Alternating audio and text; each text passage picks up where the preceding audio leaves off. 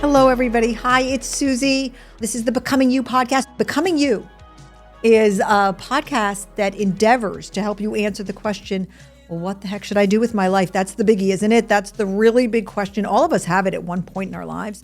I have a methodology. This is the whole show, and the methodology is I teach it at NYU Stern School of Business. This is a 13-part methodology that walks you through the process of figuring out what to do with your life.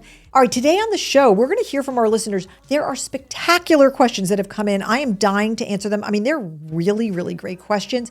But first, I just feel very compelled to tell you about an experience I just had. I was asked to give a fireside chat to a group of global female executives here in New York today. And this is how it happened. I was presenting the Becoming You methodology to the NYU Stern Board of Trustees. Why? Well, okay, not to sound like a jerk, but I was asked to present it because the class is quite popular. And the dean said, given the popularity of your class, could you come talk to the board about what you're doing in that room that's making all these people want to take the class?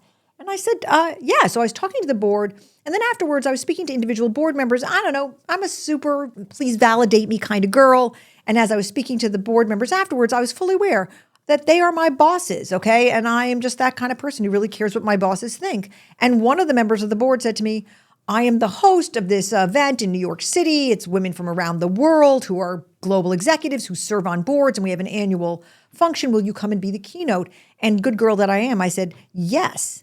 So I got up there and I talked about what Becoming You is all about. And I could tell from the first minute that this was a group of friends. They just received me so warmly. They were so open. I could see it in their faces and in their hearts. And I loved them back kind of instantly. And I went through the whole thing. And they were so fascinated. And for me, the learning is that outsides have nothing to do with insides. From the outside, all of these women are unbelievably successful senior level executives with global profiles serving on boards. They're from all around the world. And from the outside, all of these women know exactly what to do with their lives, okay? All of them know their values and their aptitudes and their interests. All of them know that stuff. And yet they received me as if they were undergraduates in college saying, what should I do with my life? They were so open-hearted and had so much receptivity to the idea that this could be a journey and that we're never done with this journey. And it got better and better as it went along, and the audience kept on just giving me a lot of love back as I kind of told the story. And then we moved to the Q&A, and a woman made the very grave mistake of asking me what my life story was. Well, then I was off to the races because I got to tell the story about my mother out in the backyard with the axe and the rattlesnakes. I had a very feral childhood in Oregon. I came from a complete family of hippies, and we lived in the woods. And if you would have told my parents when we were out there living in the woods of Oregon, your daughter will grow up one day to speak to global business executives, they would have been like, oh, you've got the wrong family. Anyway, after an hour and some bit, it ended. There was just a huge amount of loves and hugs going on. I think I might see some of these fabulous women again in my intensive, which is coming up, by the way, in New York City, January 6th, 7th, and 8th, where I'm teaching Becoming You to people who do not go to NYU. This is one of my great joys in life to do that. And I hope I see some of them again. The last thing I'll say about this is that one of the really interesting things that the people in the audience said to me afterwards was, thank you for being so vulnerable. And I'm like, well, I've gotten to a stage in my life where I don't know how else to be because of a couple different things. One, it's just easier. It's just easier to be who you are. And number two, you're always rewarded for it with people being vulnerable back. It jettisons you quickly to intimacy, which I don't know, I really love. But we're brought up not to be vulnerable. We're brought up to be tough, to be a girl boss. I think boys get it much worse than women. They're told to be tough guys, to not show their emotions. And boys are so filled with emotion. My boys have got more emotion in their pinkies than my daughters in their whole bodies.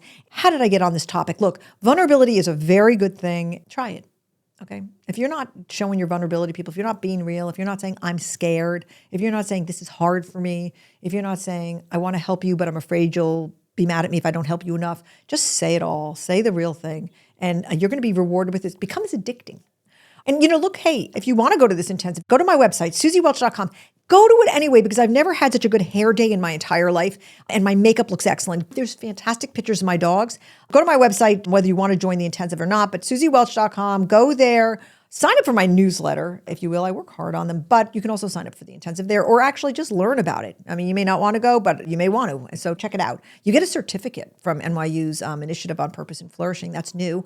I went to the mat on that one. I think you deserve it. And so if you dig certificates, you're going to get one.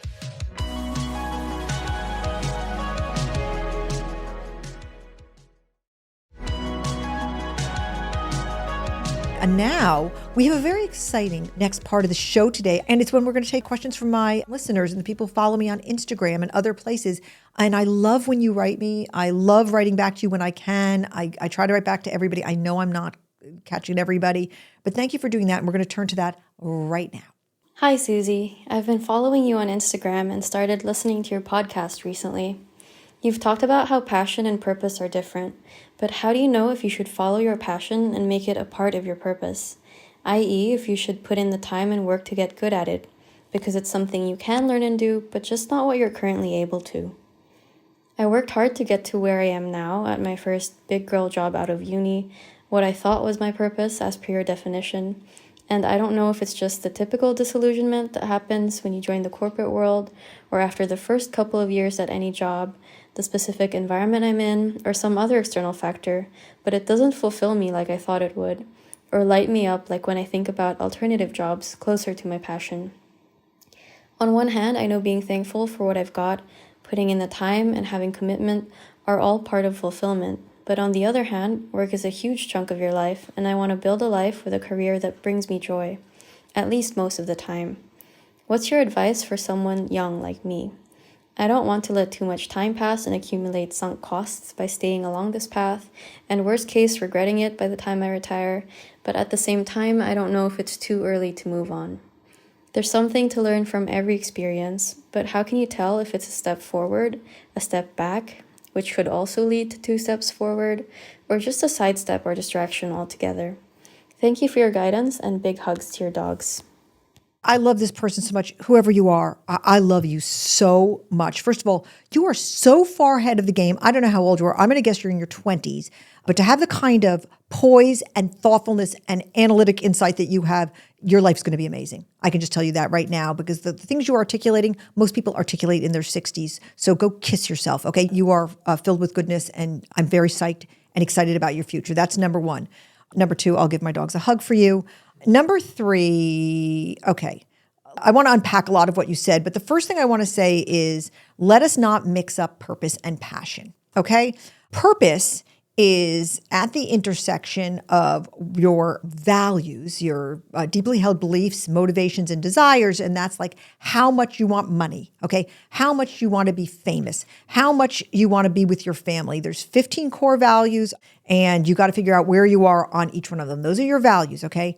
Then there's your aptitudes, what you're uniquely good at, okay? And then finally, there's what you're interested in, what calls you intellectually or emotionally. So for instance, I am very, very fascinated by animal protection, animal rescue. On the way to the speech I was just talking to you about, I was in my car figuring out a way to get 500 pounds of donated dog food to a charity in Connecticut. Okay, I am obsessed with dog rescue and actually all animal protection, okay? That is not my purpose. That is my passion. It's not what I do for a living. I do it as a side hustle. I'm on the board of the Humane Society, and I'm very active with other groups.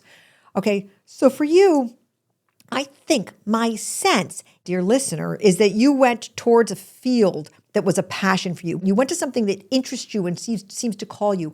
And the reason why you're disillusioned is you're bumping into a conflict with either your values or your aptitudes. And to figure out what your true purpose is, you need to do the hard work of excavating your values and figuring out what they are, and also finding out what your aptitudes are. Now, you are particularly intelligent, from my estimation.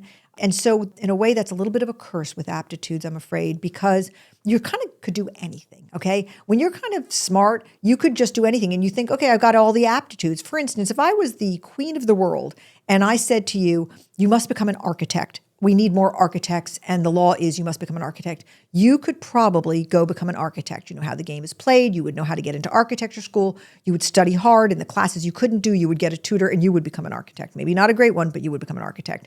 And so for people who are generally good at a lot of stuff, they never end up finding out what their true aptitudes are. Aptitudes, what you're uniquely good at, how your brain is wired. There's 8 fundamental cognitive aptitudes, and also part of aptitudes that are not your cognitive brain wiring is your personality.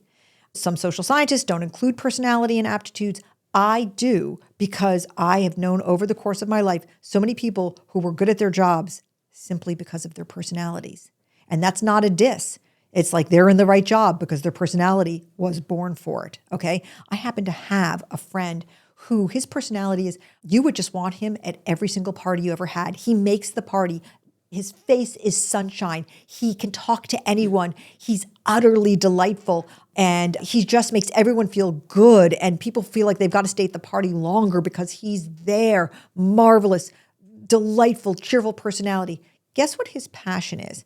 His passion is cars. Okay, he loves cars. He loves every kind of car. And so he keeps on going into work in car companies, okay? He worked for Tesla. Now he's working for a startup that's trying to make a new model of an old car. I don't want to say because I don't want to reveal him here. And he just keeps on going into the car industry. Well, you know what he should, I say to him all the time, you should go like run a club. You should go be the front man at like the best club in Paris. You should be in the hospitality industry. You should go run the Ritz in London, okay? You just know how to make everybody want to be near you. You are missing your purpose. He kind of says, but it's not my passion. But sometimes we don't get to do our passion. And the thing is, he keeps on washing out of these car companies because to be good and to rise up in a car company, you need different kinds of aptitudes. For instance, he can't design a car. He can't really do marketing. None of these things are his gift, okay? His gift is his personality. So to get back to you, I feel for you that you're feeling a little disillusioned. You left university and you thought, I nailed it. I got a job that's my passion. I'm going to go check it out. And then boom, something hits you and it was like, this is not working. One option is that it's your company or it's your boss and they're just not making the most out of you or they're not designing the work around you or it's just a mismatch there. And if you think it might be the company or the boss, it's worth sort of sticking it out. But I would prefer that you take a hard look and excavate your values and get a real read on your aptitudes. You can do that by taking UScience. Go to uscience.com. It's $40. I have no skin in the game, as I've said many times. I think it's the best test of your aptitudes. And you can try to figure out what your purpose might be, which may or may not be your interests, okay? Don't give up hope. You are fantastic. You are self-aware. You are asking all the right questions. This is a journey. You asked at the end, how long before I give up and move on?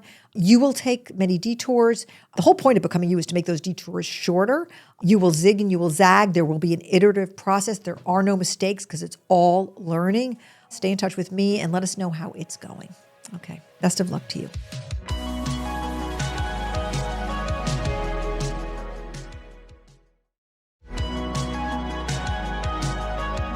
Eliza, will you read the next question? We didn't get a voice memo from the other person who wrote in, but Eliza, will you please read the question? Okay, the first one is from an Instagram comment. Hey, Suzy, I saw that you don't think you should trust your gut. Why? I do this all the time. Do not do it. Stop doing it. Stop. Why are you trusting your gut when you've got a brain? I don't get it, okay? It's like, okay, use them both at the very least, all right? But gut, what is gut? I am not going to claim it's my idea because scientists and social scientists have been saying it for ages. What is gut? Gut is pattern recognition. I have seen X, Y, and Z. I see these 3 dots. The next dot is going to be there, okay?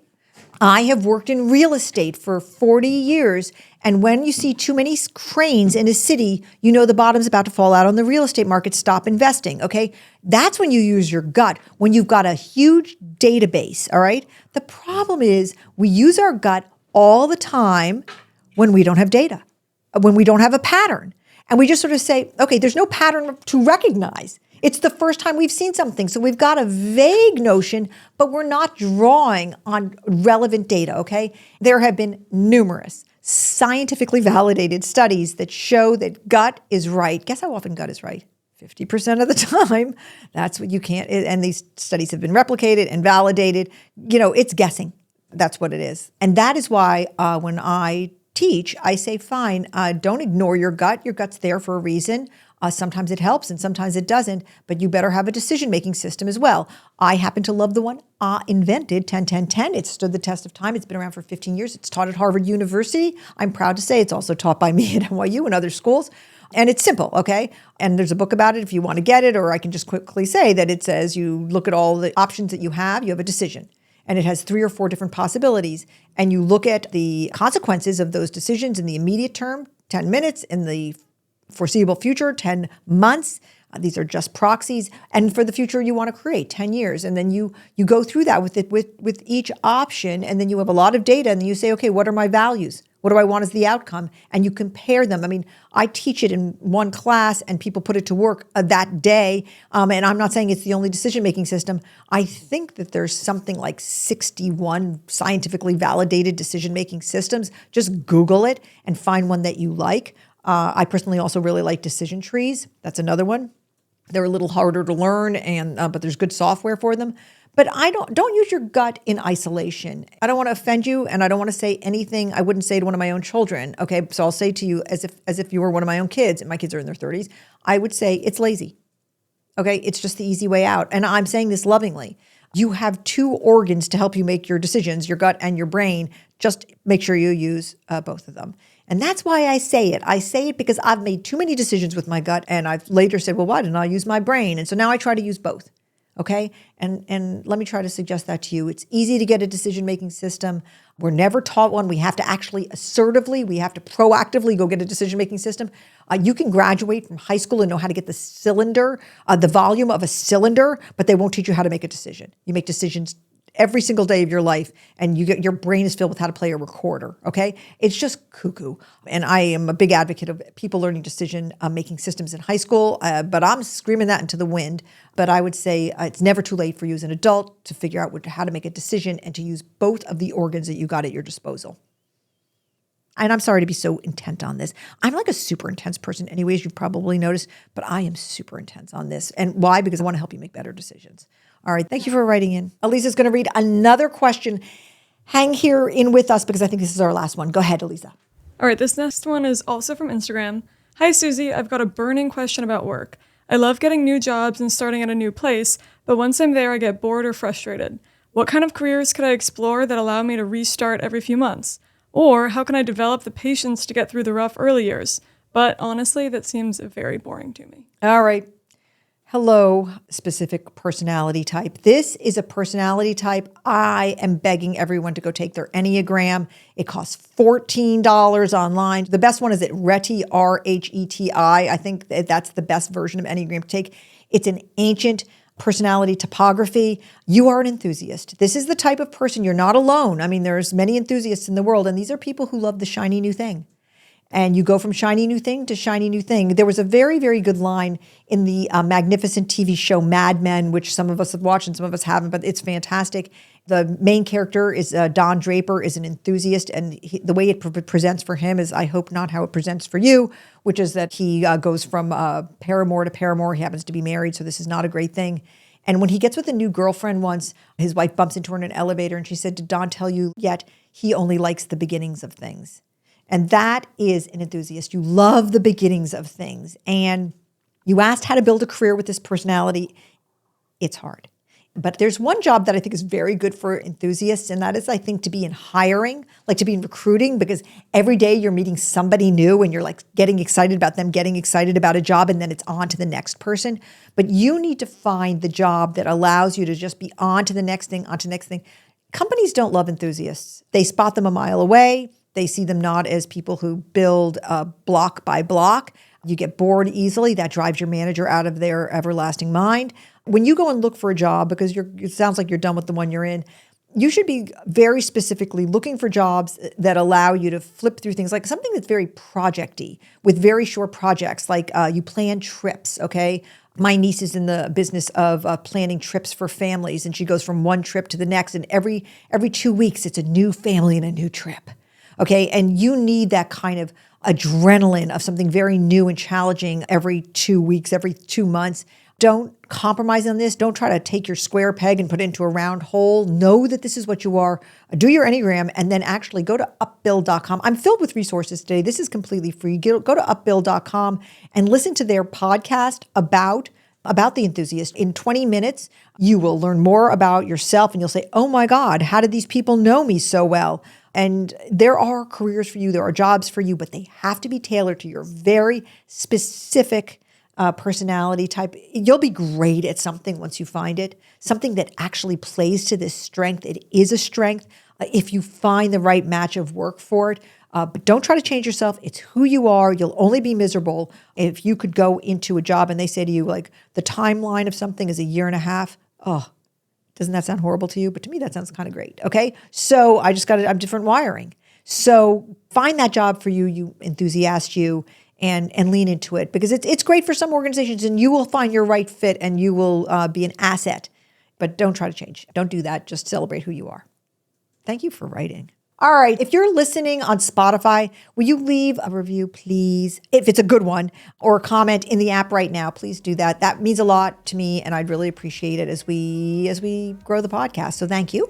I can't believe you've just spent this last half an hour or so together. It means so much to me. I'm so grateful for you. Those of you listening, I don't know you. I do love you, though, and I'm so happy you're here with me. I hope I see you next week. Come on back. There'll be more Becoming You. Until then, keep on becoming you.